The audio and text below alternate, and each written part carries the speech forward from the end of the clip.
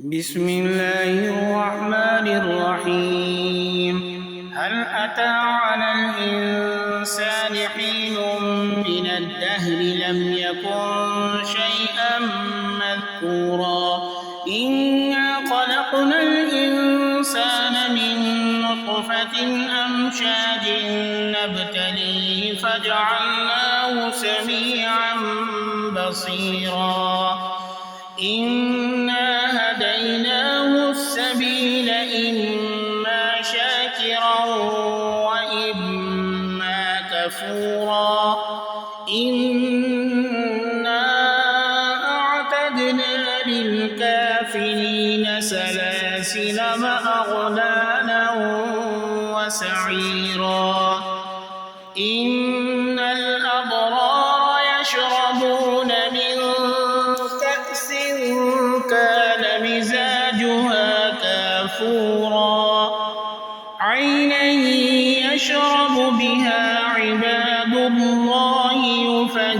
يفجرونها تفجيرا يوفون بالنذر ويخافون يوما كان شره مستطيرا ويطعمون الطعام على حبه مسكينا ويتيما وأسيرا إنما نطعمكم لوجه الله لا نريد منكم جزاء ولا شكورا إنا نخاف من ربنا يوما عبوسا قمطريرا فوقاهم الله شر ذلك اليوم ولقاهم نضرة وسرورا وجزاهم بما صبروا جنة وحريرا متكئين فيها على الأرائك لا يرون فيها شمسا ولا زمهريرا ودانية عليهم ظلالها وذللت قطوفها تذليلا ويطاف عليهم بآنية من فضة وأكواب كانت قوارير من فضة قدروها تقديرا ويسقون فيها كأسا كان مزاجها زنجبيلا عينا فيها تسمى سلسبيلا ويطوف عليهم ولدان مخلدون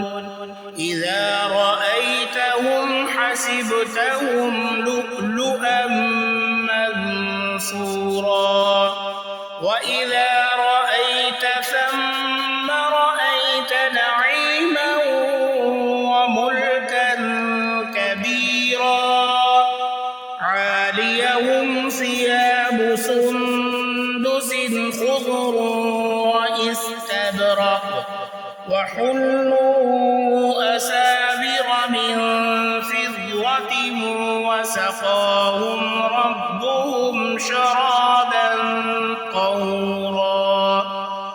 إن هذا كان لكم جزاء وكان سعيكم مشكورا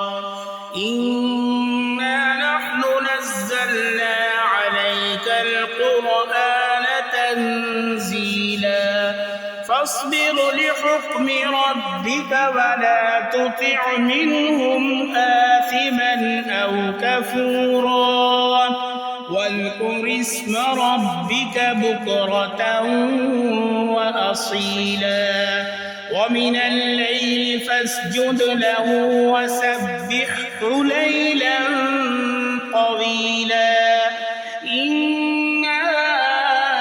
هؤلاء يحبون العاجلة ويذرون براءهم يوما ثقيلا نحن خلقناهم وشددنا أسرهم وإذا شئنا بدلنا أمثالهم تبديلا إن هذه تذكرة فمن